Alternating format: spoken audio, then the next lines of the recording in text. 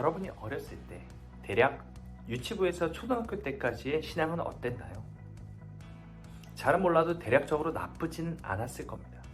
아니, 오히려 그 당시의 믿음은 여러분의 전반적인 삶 가운데 가장 좋았을지도 모르겠어요. 그때 신앙은 순수하고 때가 묻어있지 않았기 때문이죠. 그때와 지금을 비교한다면 어떤 때가 더 하나님 보시기에 좋은 예배와 찬양을 드리고 있는 것 같나요? 어떤 때의 나의 믿음이 더 온전했던 것 같나요? 샬롬! Faith for Exile 두 번째 시간이 되었습니다. 다들 한 주간은 어떻게 지냈나요? 선한 습관과 거룩한 습관을 잘 기르고 있는지 궁금합니다. 오늘은 디지털 바벨론 시대의 그리스도인이라는 책의 실천 원리 첫 번째, 예수님과의 친밀한 관계를 경험하라는 주제를 가지고 함께 나누고자 합니다. 본론으로 들어가기 전에 먼저 우리가 제자 훈련을 하는 목적이 무엇이었죠? 바로 역동적인 제자가 되고자 하는 목적이었습니다. 책의 저자가 정의하는 역동적인 제자란 최소 매달 한 번 이상 교회에 참석할 뿐만이 아니라 단순히 예배를 드리는데 그치지 않고 교회의 일에 적극적으로 참여하는 이들을 말합니다. 역동적인 제자들은 성경의 권위를 굳게 믿으며 예수님께 개인적으로 헌신할 뿐만 아니라 그분이 죄와 죽음을 정복하기 위해 십자가에 못 박혀 죽었다가 다시 살아나셨다고 믿고 자신이 지닌 믿음의 결과를 통해 사회를 변화시키기를 원하죠. 우리 모두가 그런 역동적인 제자들이 되기를 진심으로 원합니다. 하지만 이런 역동적인 제자들을 우리 삶 가운데 찾아보기란 사실 그리 쉬운 일이 아닙니다. 특히 오늘날, 즉 디지털 바벨론에 사는 젊은이들이 역동적인 제자로 살아가는 것은 더더욱 어렵습니다. 다음 데이터는 미국의 통계이긴 하지만 참으로 우리에게 많은 것을 시사합니다. 18세에서 29세 사이의 젊은이들 가운데 기독교 신앙을 경험한 사람들 사이에서 일어나고 있는 현상은 이렇습니다. 첫째, 탕자, 즉 전에 신자였다가 지금은 신자가 아닌 사람이 22%고, 둘째, 유랑민, 즉 자기 스스로를 그리스도인이라고 생각은 하지만 지난 한 달 동안 교회에 출석한 적이 전혀 없는 사람들이 30%라고 합니다. 세 번째로 습관적인 교회 참여자, 즉 스스로를 그리스도인이라고 생각하고 지난 한 달 동안 최소한 한 번 이상 교회 출석했지만 적극적으로 교회에 참석하지 않는 사람들이 38%나 됩니다. 마지막으로 우리가 목표로 삼는 역동적인 제자, 이 역동적인 제자들은 몇 퍼센트나 될까요? 겨우 10%입니다. 지금 아름다운 성산교회 젊은이 부의 제적이 몇 명인 줄 아시나요? 23명입니다. 하지만 이들 가운데 지난 한 달 동안 교회에 출석한 적 없는 사람이 대부분이죠. 코로나라는 상황 전에도 출석률은 사실 비슷했습니다. 결국 저자가 제시하는 이 데이터에 따르면 아름다운 성산교회 청년들 가운데 겨우 2명 정도가 역동적인 제자일 가능성이 있다는 것이죠. 지금 영상을 시청하는 여러분 중에 역동적인 제자가 있을 가능성이 높겠죠. 그럼 그 사람은 누굴까요? 자, 그럼 본론으로 들어가 볼까요? 우선 책의 저자는 역동적인 믿음을 갖기 위해서는 예수님과의 친밀한 관계를 경험해야 한다고 말했습니다. 자료에 의하면 역동적인 제자들은 다른 부류의 그리스도인에 비해 예수님에 관한 진술에 동의하려는 성향이 매우 강합니다. 역동적인 제자들은 예수님과 관계를 맺고 사는 것이 삶의 만족을 얻는 유일한 길이다.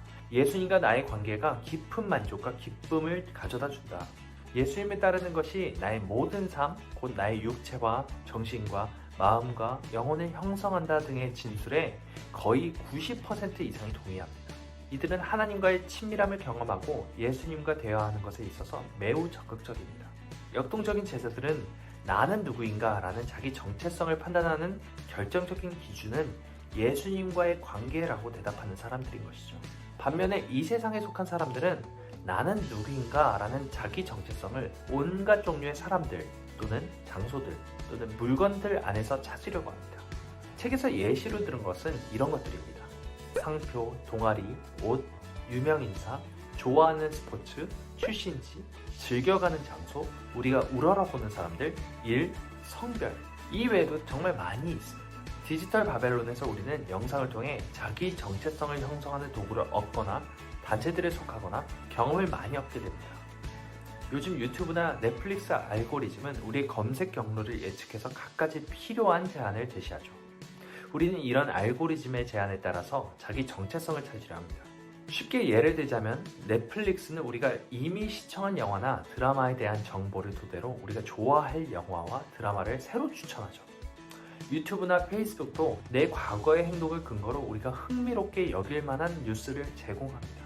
이런 식으로 알고리즘이 우리에게 제안하는 것은 아 그래 내가 이런 것을 좋아하지 나는 이런 사람이야 라는 식으로 우리의 정체성을 알고리즘이 더욱 강화시킬 수 있다는 것입니다. 오늘날 그리스도인들을 비롯해 대다수 사람들은 각자가 정체성을 발견하고 또 결정할 수 있다고 믿습니다. 정체성을 발견하고 결정할 수 있다는 믿음, 이것이 무엇이냐면 우리의 내면을 바라보면 우리에 관한 진실을 발견할 수 있다거나 사회에 피해만 주지 않는다면 내가 원하는 것을 무엇이든 다 믿을 수 있다거나 가장 원하는 것을 추구해야 한다는 식의 믿음입니다. 놀라운 것은 그리스도인들 역시 나로 시작해서 나로 끝나는 이 대중문화의 원리를 그대로 따를 때가 많이 있다는 거죠. 이런 문화가 기독교 안에도 자리를 잡았습니다. 그래서 예수님의 제자가 된다는 것은 결국 나 혼자 해야 할 일이라거나 영적으로 성숙할 수 있는 가장 좋은 방법은 결국 나 혼자의 힘으로 노력하는 것이라는 개념으로 넘쳐나죠. 공동체 안에서 나를 힘들게 하는 사람들 얼굴 굳이 안 보고 나 혼자 신앙생활하는 것이 훨씬 편하다는 거죠. 불편하게 어른들 눈치를 보거나 내가 싫어하는 사람 얼굴 매주 보면서 교회 다니고 신앙생활할 필요가 뭐가 있냐는 식의 생각들이 젊은이들 사이에서 엄청나게 확산되고 있습니다. 저자는 이러한 선택적인 정체성의 시대에는 예수님이 우리를 부르시고 선택하시는 것이 아니라 우리가 오히려 예수님을 부르고 선택하는 식으로 주객이 전도되어 있다고 꼬집습니다. 상품화된 예수, 즉 예수님도 우리의 충성심을 얻으려고 경쟁하는 하나의 상표에 지나지 않는다. 이 말은 많은 것을 생각하게 하는 것 같습니다. 디지털 바벨론 시대의 예수님의 왜곡된 모습은 예수님이 우리 영원한 절친이요 함께 찍은 사진을 SNS에 업로드하기를 원하는 셀럽이자 최상의 삶을 살도록 도와주는 협력자 정도입니다. 이 정도의 왜곡된 예수님을 원하는 팬들은 디지털 바벨론의 압력을 절대로 견딜 수 없습니다. 그럼 이제 디지털 바벨론이라는 유배지에서 예수님을 경험하는 방법 한번 알아볼까요? 저자는 여러 가지 방법을 제시합니다만 그 가운데 우리는 두 가지 정도를 살펴보고자 합니다. 첫째, 자기 정체성 성찰하기입니다. 사람은 누구나 나는 누구인가와 같은 중요한 질문에 대해서 그릇되거나 불완전한 대답을 할 때가 많습니다. 이런 이유 때문에 오감을 자극하는 우리에게 쾌락을 주는 일, 말초신경을 자극하는 시덥지 않은 일들에 빠져들어서 중요한 질문을 외면하는 사람들이 갈수록 늘어가고 있습니다. 하지만 예수님을 따른다는 것은 이런 질문들에 대해서 궁극적인 대답을 찾는 것을 의미합니다. 그럼 우리가 궁극적으로 대답을 찾아야 하는 질문들은 어떤 것들이 있을까요? 먼저 자기 정체성에 관한 물음이 있습니다. 나는 누구인가? 어디서 나의 참된 자아를 발견할 수 있는가 하는 것이죠. 두 번째는 삶의 방식에 관한 물음입니다. 이 세상에서 어떻게 살아야 하는가? 나의 선택은 중요한가? 와 같은 질문입니다. 세 번째는 친밀함과 관계에 관한 물음입니다. 나는 사랑받고 있는가? 누가 나의 친구인가? 와 같은 질문입니다. 네 번째는 의미와 목적에 관한 물음입니다. 내 인생은 중요한가? 나는 무엇을 위해 창조되었는가? 하는 것입니다. 마지막으로 다섯 번째는 남겨두고 갈 것과 중요성에 관한 물음입니다. 무엇이 잘 사는 인생인가? 나는 변화를 일으킬 수 있는가? 무엇이 진정으로 이 삶 가운데 중요한가? 와 같은 질문입니다. 디지털 바벨론에 사는 우리는 이런 질문들에 대해 명확한 대답을 하는데 엄청난 방해를 받으면서 살아갑니다.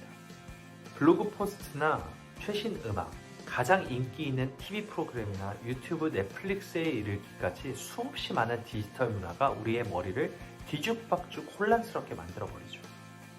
우리는 좀 더 깊고 진실한 것을 통해서 정체성을 찾으려는 노력을 기울여야 합니다. 이 노력은 경건의 습관을 통해서만 빛을 발할 수 있습니다. 쉽게 말해 성경이 우리에 관해 가르치는 것을 반복해서 상기해야 한다는 말이죠. 앞서 말한 질문들에 대한 온전한 대답은 모두 예수님 없이는 나올 수 없는 것입니다. 예수님 안에서 그 대답을 찾아야 합니다. 마지막으로 두 번째로 예수님을 경험하기 위해서는 교회에 나가되 그것만으로는 충분치 않다는 사실을 인식하는 것입니다. 현재 많은 젊은이들이 교회에 성실하게 참석하면서도 영적으로 무기력한 상태에 빠져 있습니다. 왜 그럴까요? 사실 조금만 깊이 생각하면 그건 당연한 것입니다.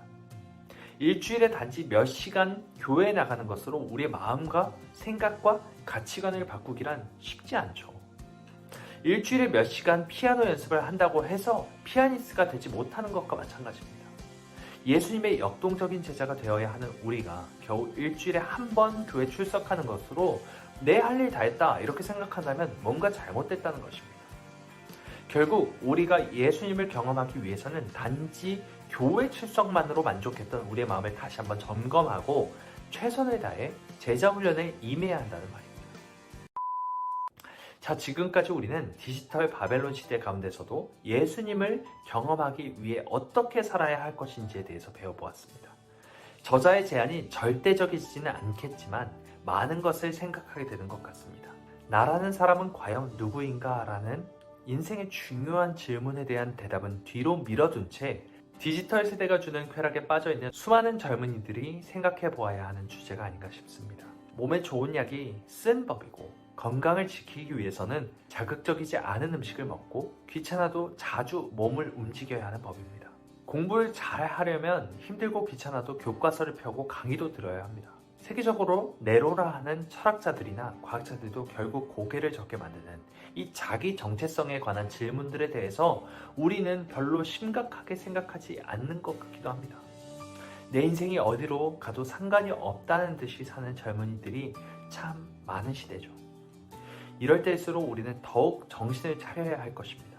그리고 예수님을 경험하기 위해 자기 정체성에 관한 질문에 답을 내리기 위해 애를 쓰는 우리 모두가 되길 소망합니다.